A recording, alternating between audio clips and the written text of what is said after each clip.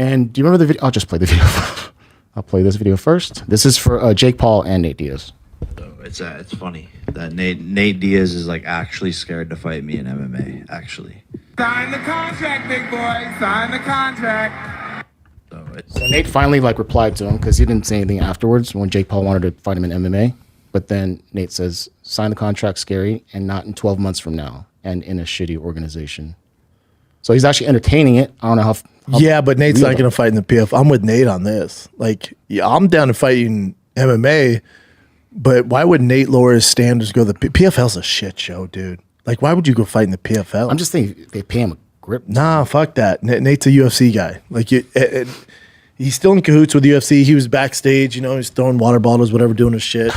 Of course, that's his thing. But Nate's not going to diminish his product and fighting the PFL. Like, that's just a sign of it's over. If you go from UFC to PFL, your complete career is over. No, even if you're fighting Jake Paul.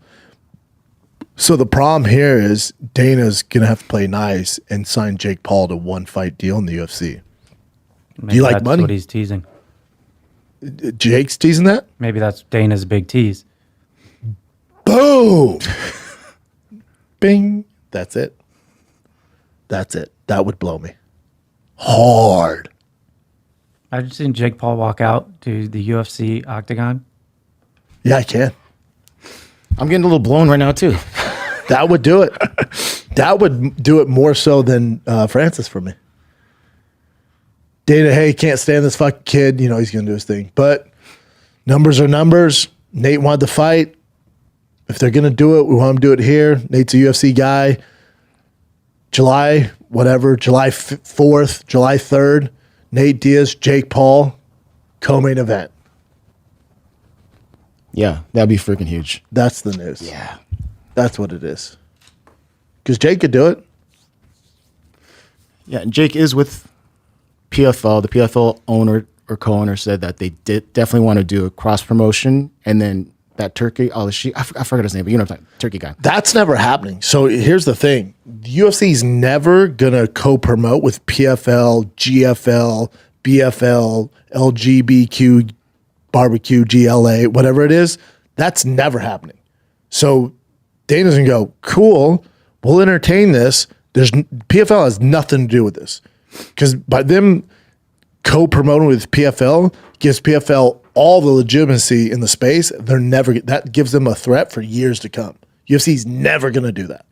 But how about this? Since Jake is with PFL, he's like one of the, what, is he kind of like part owner to or something like that? Something. I don't know his exact deal with him. He's a part of it, yeah. I'm telling you, that would be the holdup. So Francis is also part of PFL. So He has I'm one thinking, fight left, though. Yeah, but I'm thinking like that Turkey Al-Sheikh, I think that's his name.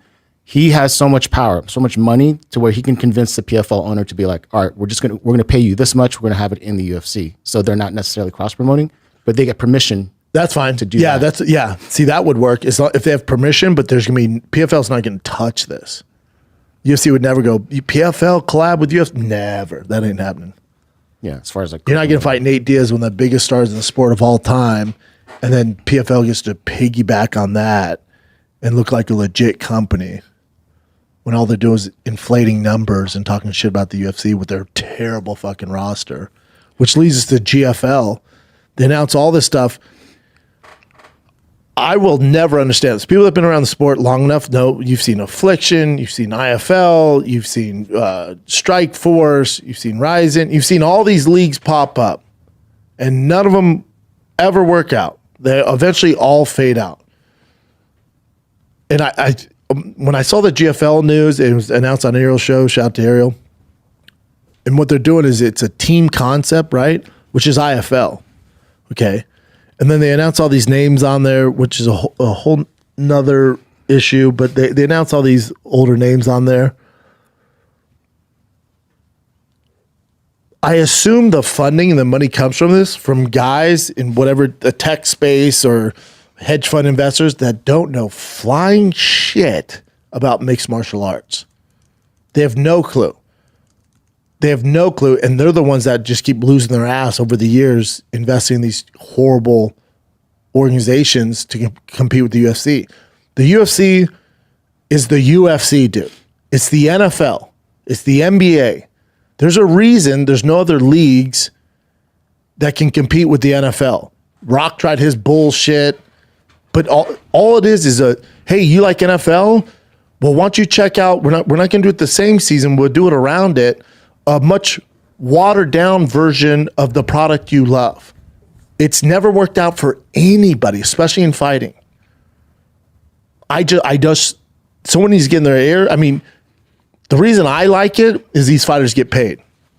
Cool, man. Get your money because they're not associated with the UFC anymore. There's really nowhere for guys to go anymore. There's really nowhere to go.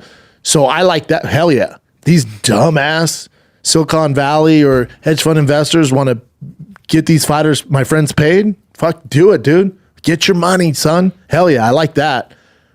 But as far as a fan, as a business guy, dude, what the fuck are you guys doing? That would be like all this is watered down versions of what the UFC does.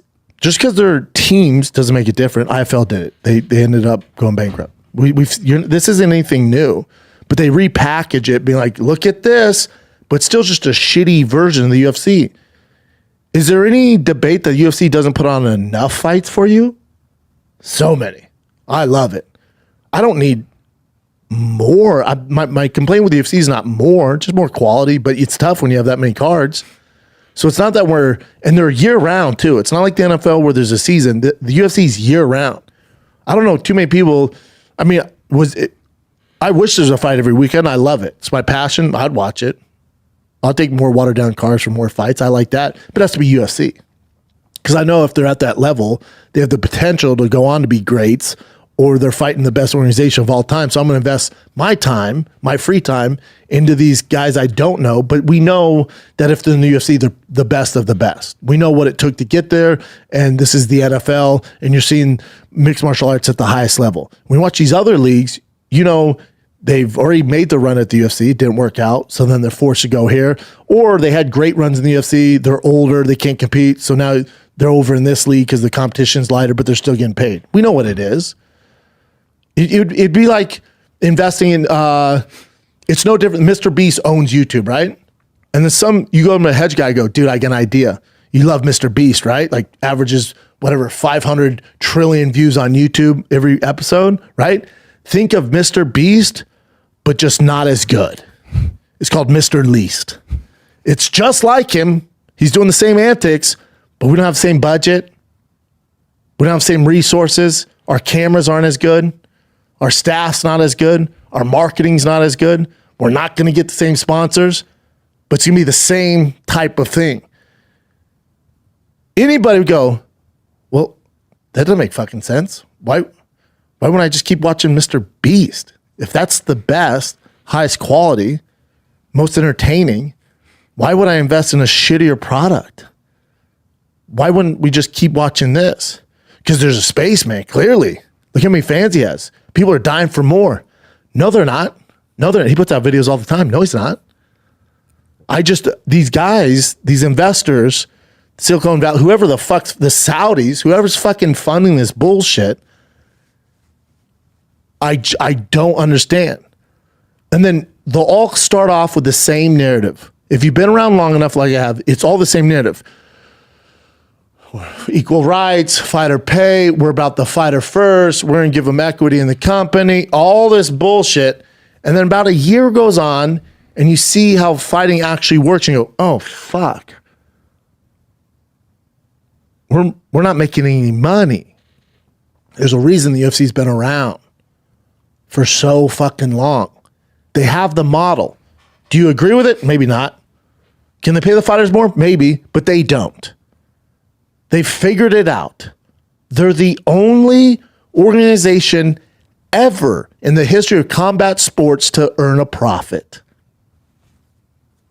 4 years. Everybody else has lost their ass. So we can debate fighter pay, the Reebok deal, Under Armour, this pay, fighter pay, it's only 18%, whatever you want to argue. But as far as business side goes, nobody does it better than UFC. It's actually, this is going to hurt some feelings, it's the only way to do it. I know it's crazy coming from me. I argue Dana, the Reebok deal, fuck me. As far as fight promotion goes, the structure of the UFC, ready? I know they could pay guys more. They don't. They don't have to. The way the UFC is structured, as history has shown, as the books show, is actually the only way to do it. Any other way does not work. Has never worked. Will never work. So whatever gimmick you come up with to sign these fighters that are great names 5, 10, 15 years ago, however you want to paint this fucking zebra, it's still an older zebra. It's not going to work. It's never worked. You're literally wasting your money. That being said, pay those guys all the money, give them all the money they want. And all it's doing is delaying these guys from moving on. But they're making money, so I'm all for it. But from a business side, there's no other way to do it than the way the UFC does it. There's not.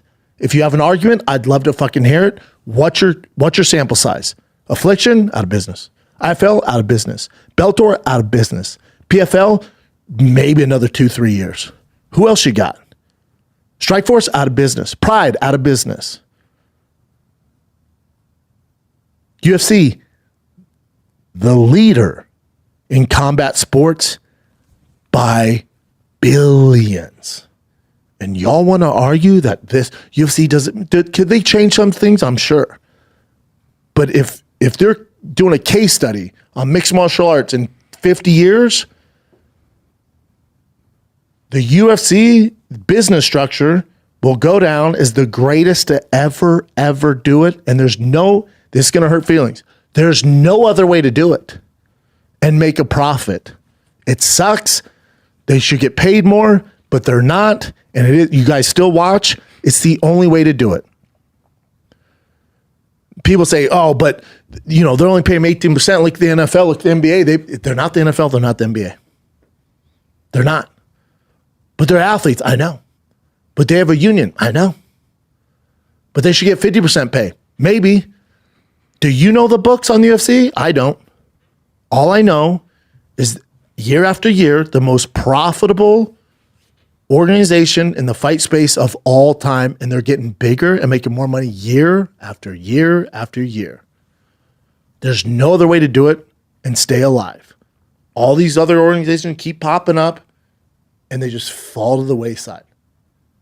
Fighter pay 50%. Can't do it. It's a shame. I wish they would get more pay. There's no other way to do it. Unfortunately, there's no other fucking way to do it. There's no other way to do it. You like swimming, but you don't want to see the swimmers get wet. There's no other fucking way to do it. It's the only way to do it. What the UFC does, the way they run the ship, it's the only way to make a profit in fucking mixed martial arts. If you have another example, I'd love to hear it. Now, don't tell me if they only pay 18%. You tell me they can't pay 50% and still make money. Do you know their overhead? Do you know how many employees they have? Do you know all the fucking commission shit and the health insurance and liability and the venues? All the liability shit? I don't. All I know is they've been around since 1993. And they're the only promotion, including boxing, and all of combat sports that actually makes profit. Why would they ever change?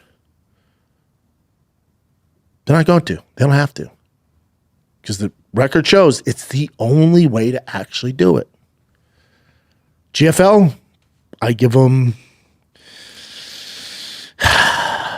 3 years.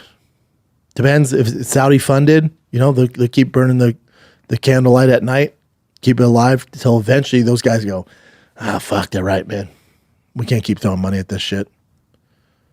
Look at Bellator, look at PFL. They don't have enough fighters. They can't fight the guys. UFC don't have that problem.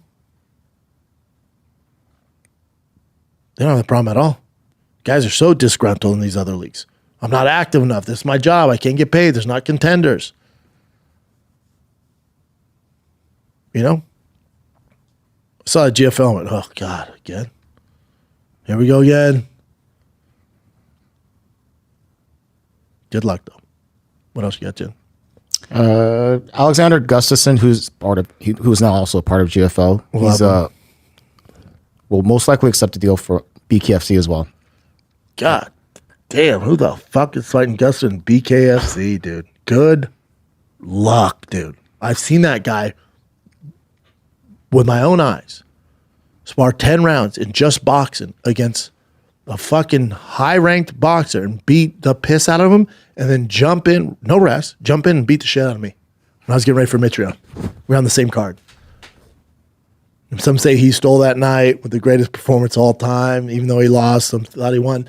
I choked out Mitrione, okay? But, you know, so there's a lot of talk around the water cooler that I stole it. Dude, it's up for debate. But he did have the greatest light heavyweight fight of all time against John Jones, and I choked out Matt Mitrione. Listen, tomato. But who the fuck is fighting that guy in BKFC? Yeah, they said it'll be some sort of UFC or Bellator vet. Good luck with that.